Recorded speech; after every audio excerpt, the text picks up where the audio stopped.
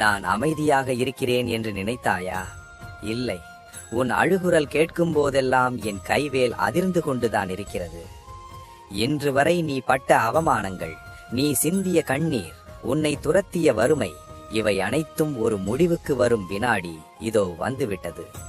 உன்னை சாதாரணமானவன் என்று நினைத்து மிதித்தவர்கள் முன் உன்னை ஒரு விஸ்வரூபமாக நிலைநிறுத்த நான் களம் இறங்கிவிட்டேன். இனி நீ பேச வேண்டாம், உன் சார்பாக நான் பேசப் போகிறேன். காலத்தின் சக்கரம் சுழலத் தொடங்கிவிட்டது. உன் வாழ்வில் இதுவரை நீ கண்டிராத ஒரு மாபெரும் மாற்றம் இன்று முதல் அரங்கேறப் போகிறது. நிமிர்ந்து நில், பயத்தை வேரோடு பிடுங்கி ஏறி. உன்னை காக்க உன் தகப்பன் நான் வந்துவிட்டேன். நீ எத்தனையோ பேருக்கு உதவி செய்திருக்கிறாய். உன் கையில் இருந்த கடைசி பாசையும் மற்றவருக்காக கொடுத்திருக்கிறாய். ஆனால் அவர்கள் உனக்கு தந்தது என்ன? துரோகம். நல்லவர்களுக்கு காலமில்லையா முருகா என்று நீ கதறிய அந்த நள்ளிரவு பொழுதை நான் அறிவேன். உன்னை நம்பி வைத்து ஏமாற்றியவர்கள் இன்று சுகமாக இருப்பது போல தோன்றலாம். ஆனால் ஒன்று நினைவில் கொள், தர்மம் ஒருபோதும் தோற்காது.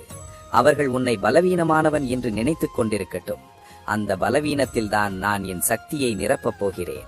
உன் நேர்மைதான் உன் பலம். உன்னை ஏமாற்றியவர்கள் உன் வளர்ச்சியை பார்த்து மிரளும் நாள் வெகு தொலைவில் இல்லை. பழிவாங்கும் எண்ணத்தை என்னிடம் விட்டுவிடு.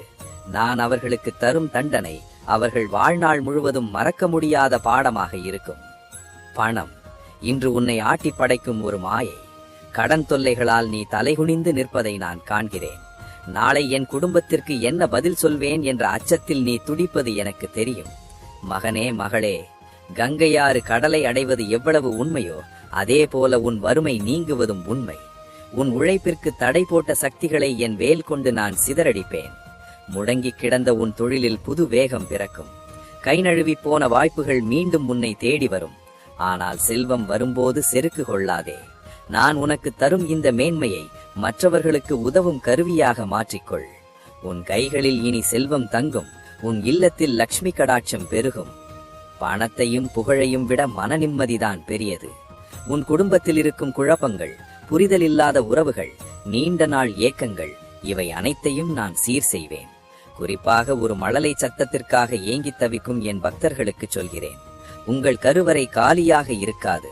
என் அருளால் ஒரு புண்ணிய ஆத்மா உங்கள் மடியில் வந்து தவழும் காலம் கனிந்து விட்டது. மருத்துவ அறிக்கைகளை கண்டு சோர்ந்து போகாதீர்கள். நான் நினைத்தால் கற்களும் கனியாகும். உங்கள் கண்ணீரை துடைக்க ஒரு சிறு உயிர் உங்கள் இல்லத்திற்கு வரப்போகிறது. அந்த மழலையின் சிரிப்பில் என் முகத்தை காண்பீர்கள். இது உங்கள் தகப்பன் முருகனின் சத்திய வாக்கு. இனி நீ தனியாள் அல்ல.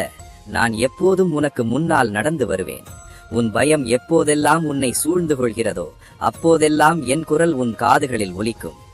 ஒவ்வொரு நாளும் உன்னை செதுக்கவும் உனக்கு வெற்றிக்கான வழியை காட்டவும் நான் உன்னோடு பேசிக்கொண்டே இருப்பேன். இந்த உரையாடல் ஒரு வீடியோ அல்ல, இது உனக்கும் எனக்குமான ஆத்மார்த்தமான தொடர்பு. நாம் இணைந்து உன் வாழ்வை ஒரு சரித்திரமாக மாற்றுவோம். மனம் தெளிவாகிறதா? தோள்களில் இருந்த பாரம் இறங்குகிறதா? போ, வெற்றியாளனாக உன் பணியை தொடங்கு. உலகம் உன்னை பார்த்து வியக்கும் காலம் தொடங்கிவிட்டது. உன் நம்பிக்கையை உலகிற்கு சொல்லவும் என் அருளை பரிபூரணமாக பெறவும் இப்போதே கமெண்டில் கார்த்திகேயா போற்றி என்று பதிவிடு. உன் வாழ்வில் இனி வசந்தம் வீசும். வெற்றி உனக்கே.